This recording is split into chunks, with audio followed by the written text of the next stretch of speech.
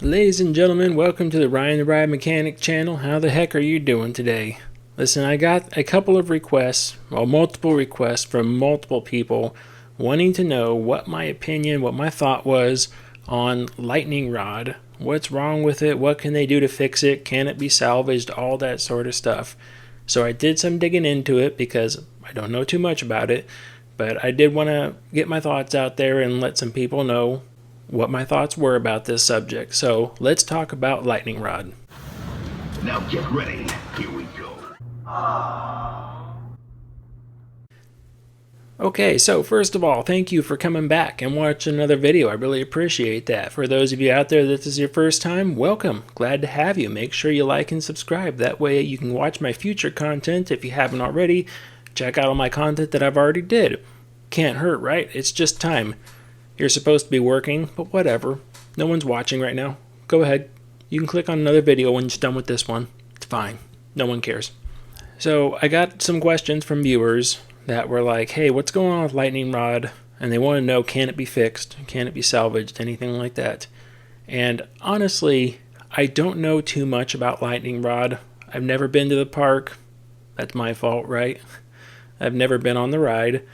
So I don't know other than like, hey, when it opened, like I was mentally there with them when that ride opened because I was also opening an RMC that year and our rides shared the same sickness for the first couple of months, which unfortunately we were the originators of that sickness. But yeah, I totally understand. Those first couple of months were super rocky, long nights, long days. So much email communication back and forth. Oh, that was... Never mind. Getting off subject here. Sorry. So other than opening the ride the same year, I don't really know too much about it, but had a similar type ride. So the first thing I wanted to talk about was people say, well, what's wrong with it? So after watching a bunch of videos, after doing a bunch of Google researching, looking around, looking at people that might have had operational experience and things like that, I basically came across and said, okay, so it looks like RMC built the ride, right? And they used Velocity Magnetics to build the drive for the ride. Well, that was Velocity Magnetics' first drive they had tried building for a roller coaster. And my opinion, it didn't work. It didn't work. So what do we do about that? Well, that's a good question. So what happens when you have a drive manufacturer come up and they want to build something like that, or they bid to build that project for them, and then it doesn't work afterwards? Well, doesn't work is kind of a broad statement. And realistically, we're only looking at it right now saying it doesn't work because it does work. It works just fine, but it doesn't work reliable. It's not reliable. So the ride can't consistently run.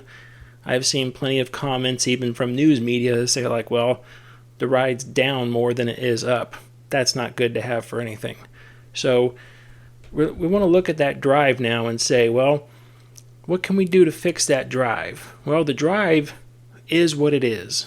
That means Velocity Magnetics built it the way it is right now, and they were stating when they turned the ride over that that was pretty much the best they could do, and it didn't work.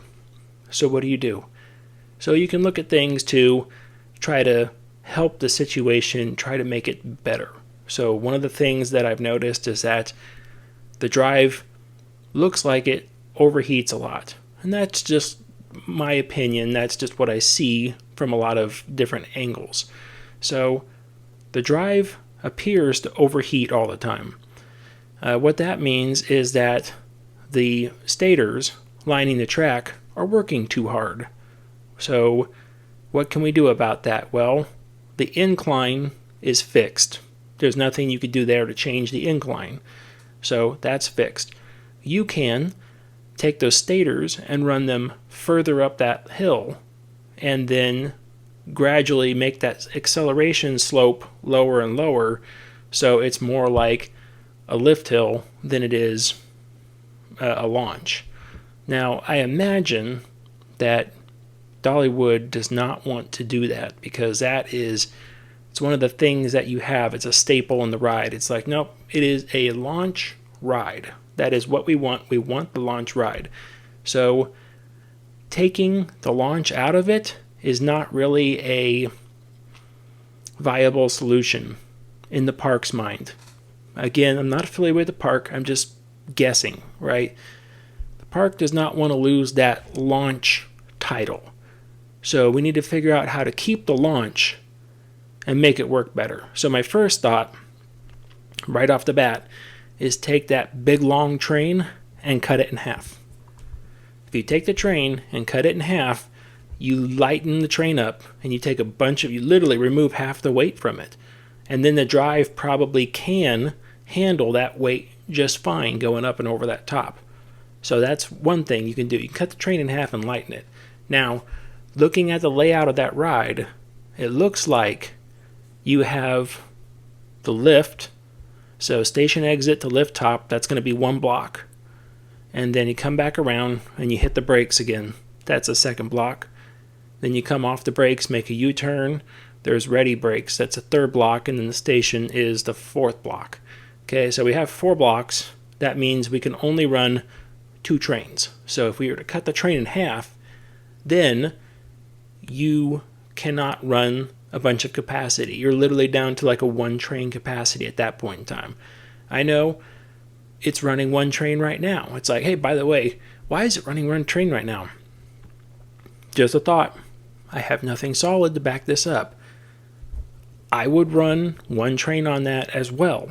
Even if the other train was available, which it's not. I mean, as a maintenance department, I'm not going to make that available. I'm going to leave that in the shop. And that is going to be a rehab project. That train will just slowly get rehabbed until the other one's time is up. And then it's like, oh, look, this one's done. Let's swap the 2 out. Now, why would I do such a crappy thing like that? Because when you run 1 train on the track, that gives the drive more time to rest. It gives those stators more time to cool down. So you're effectively being easier on your equipment by only running 1 train.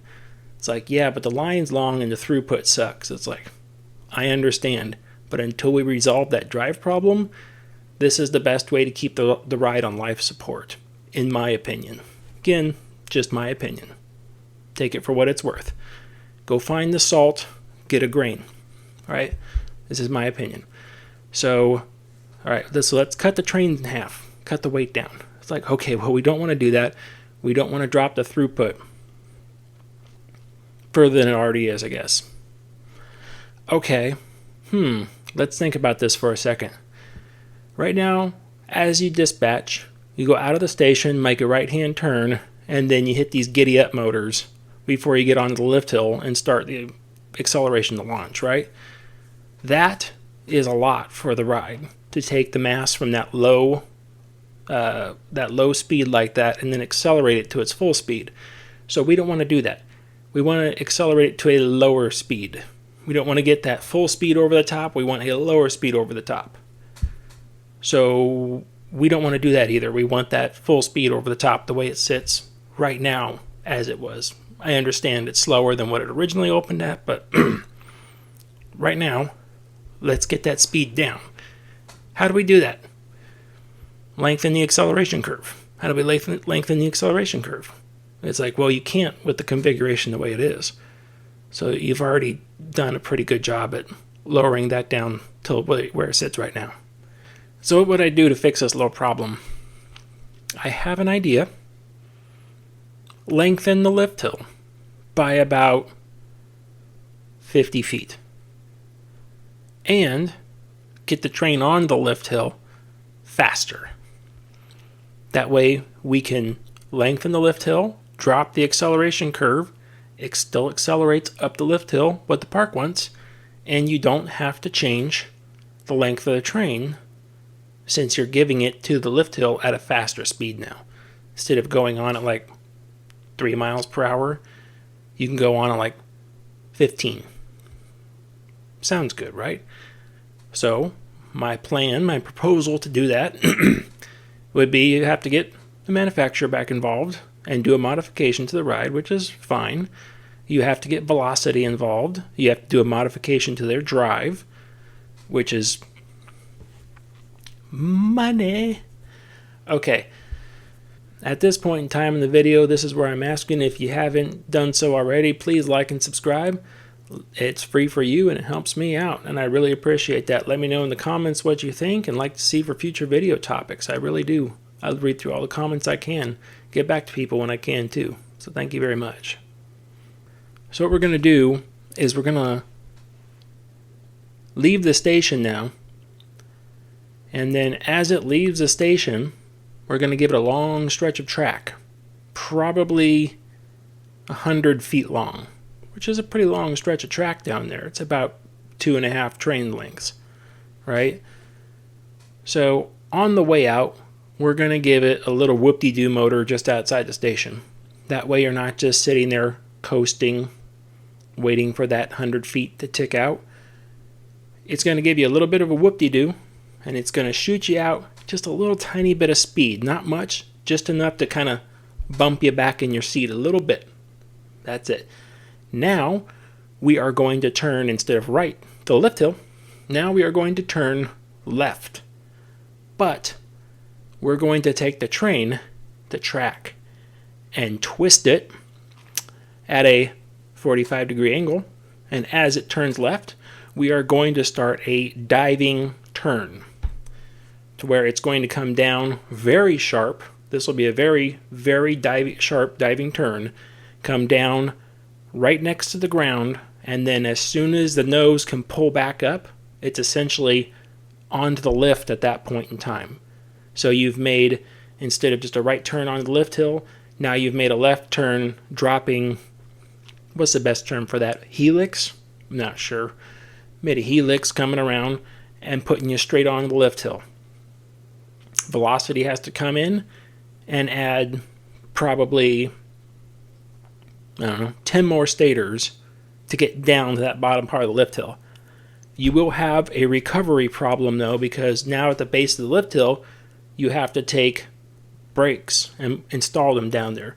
Not just magnetic brakes like what's on the lift hill right now, because right now when the train stops, it comes back down and it essentially valleys at the bottom of the lift hill, right? It stops completely, all motion, dead, right? You can't do that the way I'm talking about, because when you did, you would roll backwards into that helix and the train would be legitimately valleyed down there, which is a very, very bad thing. So you have to put locking brakes down there that will mechanically hold the train at the bottom when it comes back down.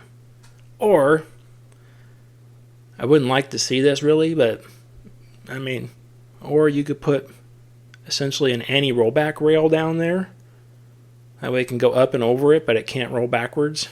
Not the best, but it is doable. So we come out of the station, give us a little bit of speed, do our left turn down, come up, and now that little bit of turn down and back up, now it gets us on the lift hill at like 15 miles an hour. Now to get to our top speed, we only have to accelerate like 30 miles an hour-ish, roughly, to get up to the top of the lift hill. So that alleviated a lot of stress onto the drive. You could still take some coaches off and alleviate more stress altogether. Okay? So that's the fix in my mind. So what else could we do? How much money you want to throw at the thing? Do you want to throw a new ride's worth of money on it? You could. They had to slow the ride down, right?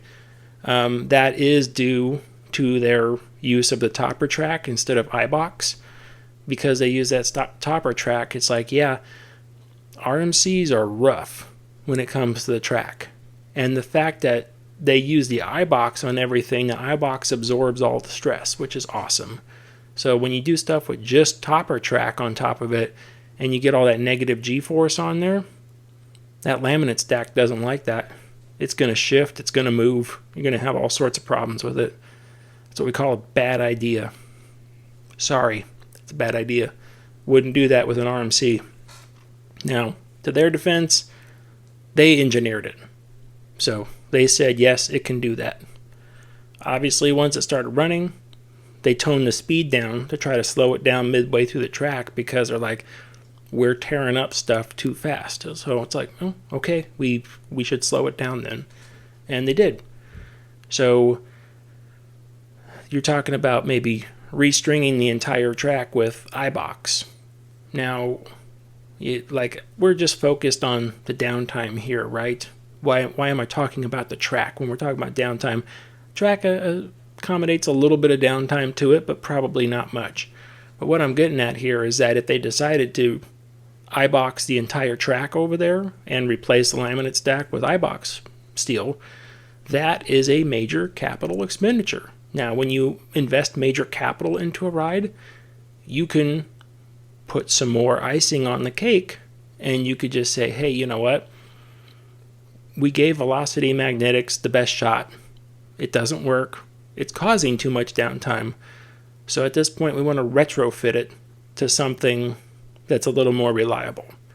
Could rip out that drive by Velocity Magnetics and put something in more reliable. There are, Intrasys is out there. They do a ton of rides just like that. Very reliable, extremely dependable. And so you could use them. There's the InDrive Tech that I believe Intamin uses. Same type of thing. You could use them. Now, modification would be required for InDrive Tech because those are some pretty big stators that they make. And I understand their Hall effect sensors are actually built into those on the bottom. Ugh, I don't like that. But yeah, my first choice would be to go to Intrasys because they sell their slimline stators, and they will fit pretty much that configuration. Almost guarantee it. If you're up for modifying the bottom of the train, which might be necessary anyway if you switch the drive system out, you can keep everything the same and simply just go to a dual stator launch. If you're going to replace the drive, go for it.